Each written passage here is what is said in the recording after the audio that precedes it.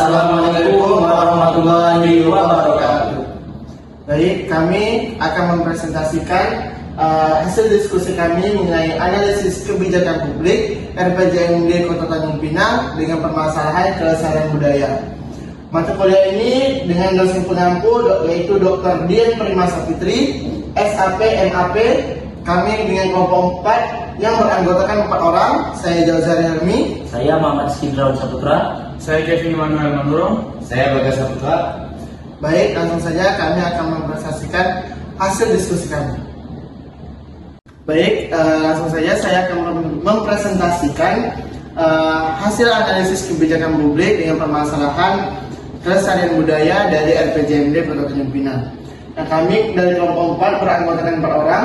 Ada saya sendiri Jauzari Helmi, ada Rizky Indrawan, Bagas Saputra, dan juga Kevin Immanuel Manurung. Nah, jadi sesuai yang kami cari dari artikel-artikel atau sumber-sumber dari internet, untuk permasalahan kelestarian budaya kami menemukan 2 permasalahan, yaitu yang pertama ada hilangnya mata pembelajaran Arab Melayu di Kota Tanjung Pinang, yang dimana berita ini sudah dari 2016 itu sudah ada artikel atau jurnal yang menyampaikan bahwa pembelajaran Arab Melayu ini sudah berkurang ataupun bisa jadi tidak ada lagi. Terus yang kedua, kami mengambil permasalahan lahan cagar budaya di Tanjung Pinang dikuasai oleh warga.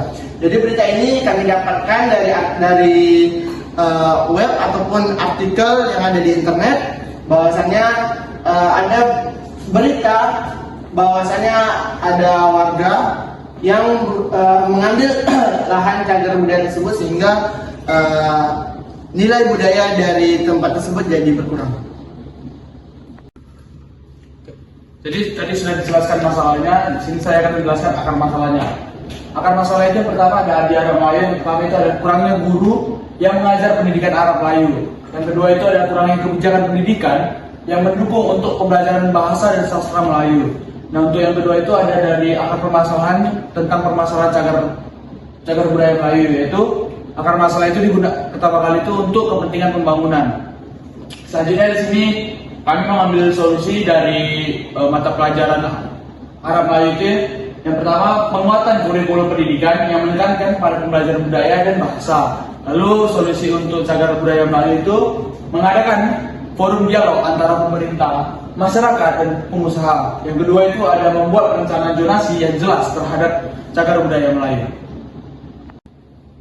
Oke, selanjutnya itu tadi sudah dijelaskan sama masalah solusi. Kemudian ini pemangku kepentingan yang terlibat dalam 2 masalah tersebut. Yang pertama itu dalam permasalahan hilangnya pembelajaran Arab Melayu. Nah, yang pertama itu pemerintah lokal untuk mengambil tindakan dan kebijakan dalam mendukung pendidikan. Lalu institusi pendidikan. Nah, untuk memperbarui kurikulum dan meningkatkan pelatihan guru. Dan yang ketiga, masyarakat untuk mendukung inisiatif pembelajaran budaya dan bahasa. Kemudian yang kedua itu cagar budaya. Nah, yang pertama itu memang kepentingannya ada pemerintah untuk melakukan regulasi dan kebijakan terkait regulasi pengelolaan cagar budaya. Yang kedua, masyarakat untuk berpartisipasi dalam dialog dan pemeliharaan cagar budaya. Dan yang ketiga, organisasi non-pemerintah untuk membantu dalam pelestarian dan pendidikan masyarakat tentang nilai budaya. Lalu keterangan status permasalahan. Nah, Arab Melayu. Saat ini terdapat penurunan signifikan dalam pembelajaran mata pelajaran Arab Melayu di Kota Tanjung Pinang. Nah, terdapat kekosongan guru yang berkompeten dalam mengajar serta kurangnya kebijakan pemerintah yang mendukung pentingnya bahasa dan sastra ini dalam kurikulum. Hal ini berdampak pada minat siswa terhadap bahasa dan budaya mereka sendiri. Nah, yang dapat menyebabkan hilangnya identitas budaya lokal. Kemudian yang kedua itu cagar budaya tadi. Lahan cagar budaya di Kota Tanjung Pinang ini mengalami tekanan akibat penguasa oleh warga dan pembangunan infrastruktur yang tidak terkendali. Masyarakat sering mendapatkan sosialisasi mengenai pentingnya preservasi cagar budaya sehingga berdampak pada kerusakan dan hilangnya nilai sejarah. penanganan yang efektif diperlukan untuk menjaga warisan budaya ini agar tetap ada untuk generasi mendatang. Nah, seperti teman saya bilang tadi, kami mengambil permasalahan di Kota Tanjung Pinang ini yaitu ada dua, hilangnya pembelajaran Melayu sama lahan cagar budaya. Yang kami prioritaskan itu ialah hilangnya pembelajaran anak Melayu karena ditentukan oleh skor USG-nya. Terdapat informasi yang kami dapatkan itu lebih banyak hilangnya mata pelajaran anak Melayu itu daripada yang hilangnya lahan cagar budaya. Urgensinya mata pelajaran anak Melayu di Tanjung Pinang ini sudah lama dihapus dari kurikulum sekolah. Hal ini sangat mengkhawatirkan karena bisa membuat generasi muda kehilangan pemahaman tentang budaya Melayu yang penting di kota ini. Solusi ini menghilangkan pelajaran anak Melayu bisa mengakibatkan fatal. Bahasa dan budaya Melayu merupakan warisan penting yang harus dilestarikan dan kehilangan pemahaman tentang bisa mengurangi identitas budaya Tanjung Pinang ini.